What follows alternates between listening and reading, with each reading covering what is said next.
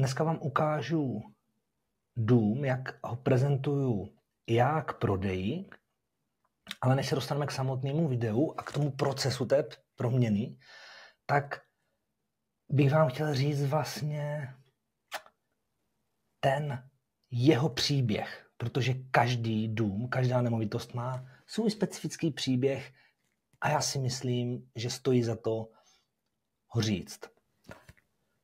Tento dům, co jsem nedávno dokončil, tak ho má zatím celkem jednoduchý.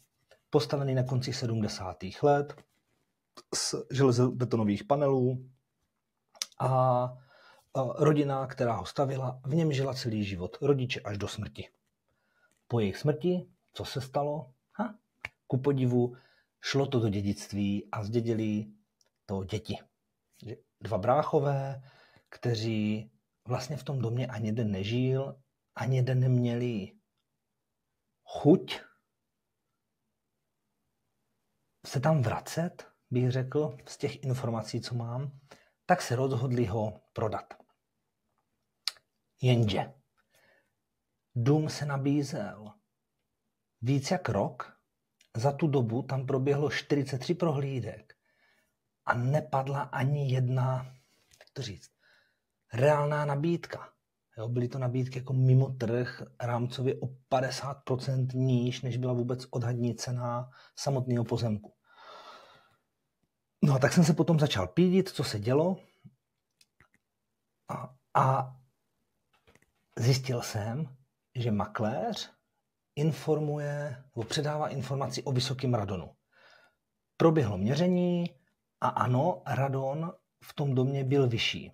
Jenže když řekneš A a neřekneš B, jak se toho zbavit, tak většinu lidí podle mě vlastně, nechci říct vyděsíš, ale vlastně ho vyděsíš. Jo, protože radon je plyn a ten vzlíná nahoru. A tak jak? Já si troufnu říct, většina domů z té doby, ta skladba podlah byla hlína, beton, finální podlaha. Jo, tak tím ten plyn projde nahoru. Takže to byl vlastně důvod, proč si myslím, že ten dům na mě počkal. Ono vlastně stačilo, kdyby makléř řekl, ano, je tady radon, tady mám potvrzení, ale dům je určený ke kompletní rekonstrukci, protože fakt chtěl jako trošku přetřít. A i kdyby ne, tak ten náklad na tu rekonstrukci a zamezení toho radonu se pohybuje v rozpětí 500 000 až 900 000 korun. Takže je to nějaká informace, s kterou se dá pracovat a když vysvětlíš ten proces toho odstranění, nebo spíš prevence, bych dneska řekl, tak si myslím, že by ty nabídky byly adekvátní hodnotě toho domu a dům by na mě nepočkal. Takže děkuju, že nepadlo B a že jsem ho mohl koupit. Dneska už je dům ve finále, zatím bez nábytku, mrkněte na to.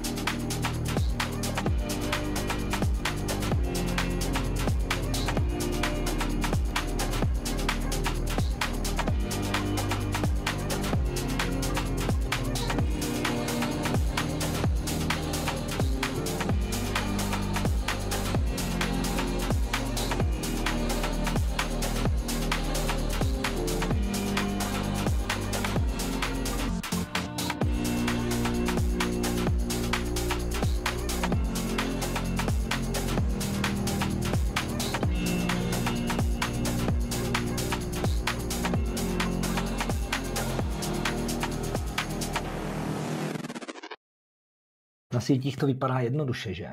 Koupíš starý dům, trochu ho přetřeš, uala, můžeš prodávat, bereš mega zisky. Jenže to tak vlastně nefunguje. Konkrétně v tomto případě se jedná o 12 měsíců rekonstrukce, dalších 6 měsíců příprav. Jo, takže vlastně je to dost vydřený. Bylo by super, kdyby to bylo takhle, ale není. Jo, a jsou tam kroky, které musíš udělat pro to, abys to dostal do této fáze, do tohoto stavu. Za první, ku podivu, ho musíš koupit. Já sám nemám 25 milionů na to, abych je vytáhl z kapse a zaplatil si takhle dům, rekonstrukci a v klidu to celý zprocesoval z vlastních peněz. Takže jsem musel do banky a vlastně nechat si to zafinancovat. Konkrétně tento dům mi financovala Česká spořitelna projektovým financováním. Pro nákup, rekonstrukci, prodej si myslím, že geniální produkt, protože nemusel jsem každý měsíc vytahovat na splátku úroků, ale navyšovala mě ten dluh o ten úrok každý měsíc. Jo, já jsem si půjčil 9 milionů, plus každý měsíc se mě zvýšila dlužná částka o ten úrok. Po prodeji celý úvěr doplatím, mám vyřešeno. Jo, takže to je bod 1. Musím to koupit. Bod 2 je, musím vědět, co s tím domem budu dělat. Jo, já vždycky, když to kupuju, to řeším tak. OK, kupuju nemovitost a budu ji prodávat, nebo ji budu pronajímat. Já jsem tady věděl, že budu prodávat, tak říkám, dobře, jdeme cestou prodeje. Kdo je kupující? Jaká je to vlastně cílová skupina? Pro koho ten dům chystám? Jaký technologie tam tím pádem potřebuju dostat, aby to pro tu cílovku bylo zajímavý? A je tam spoustu takových drobných dotazů, který potřebuju vědět vůbec předtím, než začnu projektovat, než začnu uvažovat nad celým tím procesem. OK, směr mám, můžeme krok 3. A to je realizace projektu. Jo, takže Peťo, nedomlouval jsem se s tím, můžu zmínit, takže sorry, nebudu, ale pošlu svýmu projektantovi a vždycky jako posílám fotky z iPhoneu, čtverečkovaný papír, teď se dívám, co tady nemám, čtverečkovaný papír o tom, jak jako bych chtěl, aby to vypadalo, no a Peťa mi to zkreslí, udělá nějaký první výkop, my to pak lehce doladíme a projekt je hotový. No, super. Dneska už bych dělal i předtím architektonickou studii, protože spoustu věcí a času by mi to ušetřilo tím, že bych se na delší dobu zastavil a domyslel to do většího detailu. Moje ego chtělo, a já jsem chtěl, si to udělat po svým, celý, že nikoho nepotřebuju a povedlo se to, ale taky to stálo víc peněz. No, tak prostě je. No. Zhaslo světlo, vole.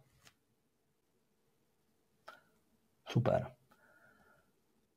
Vlastně v momentě, kdy máš projekt, teprve potom začíná samotná rekonstrukce. Já vždycky začínám, říkám tomu, bourací a přípravné práce, všechny nenosné příčky pryč, všechny zbytečné podlahy pryč, vybourat v přízemí tady konkrétně betony a prostě otevřít si ten prostor na to, abych mohl dělat ty kroky rekonstrukce a dostat to do toho stavu, který jste viděli. A to, jak to vypadalo od listopadu 2024, vlastně po listopad 2025, tak na to mám tyhle proměny. Mrkni na to.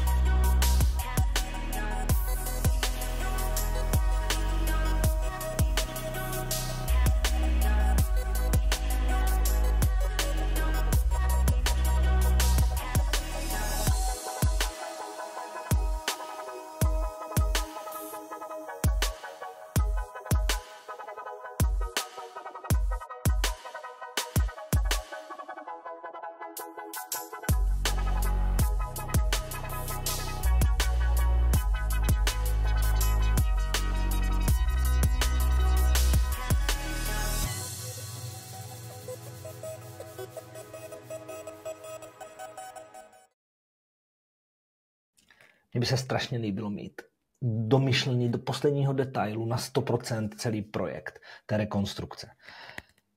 Z mých zkušeností podle mě to není možný, ale současně si myslím, že je až šílenství dělat něco bez přípravy nebo bez dostatečné přípravy a věnování tomu procesu čas. Protože když tomu nebudu věnovat pár týdnů, možná pár měsíců, tak mě to bude stát peníze, protože na místě budu improvizovat a budu platit věci 2x nebo 3x, protože budu předělávat. Současně mě to bude stát čas, protože každá předělávka zdržuje, zastavuje stavbu nebo zastavuje další navazující profese. To nejhorší, co si myslím, ale že stojí ty prachy a ten čas, je nedomyšlení vůbec projektu a to, za jakým účelem to dělám. Protože já potřebuji vědět, jak tam budu řešit jako daňový dopady, daň z příjmu, DPH, zvolit vhodný typ financování, protože zaplatit víc nebo méně na úrocích je taky sakra rozdíl. A tohle všechno potřebuji vědět vůbec předtím, než do toho projektu jdu. Já jsem si vždycky myslel, že čas jsou peníze. Potvrdilo se mi to, ale v jiným smyslu, než jsem jako doteď žil. Jo? Čas jsou peníze, myšleno tím, dej tomu dostatek času, přinese ti to podstatně víc peněz. Já mám bohužel, nebo bohudík, teďka tuto zkušenost. Jestli to máš jinak, hele, klidně šupni do komentářů, co si o tom myslíš. Zajímalo by mě i, chci normálně pohladit ego, hele, jestli se vám to líbí, jestli si to líbí, písni do komentáře, super proces. Pokud se ti to nelíbí, tak si to možná klidně nech pro sebe. Ne, snesu všechny komentáře. Takže dík a that's it. Čau.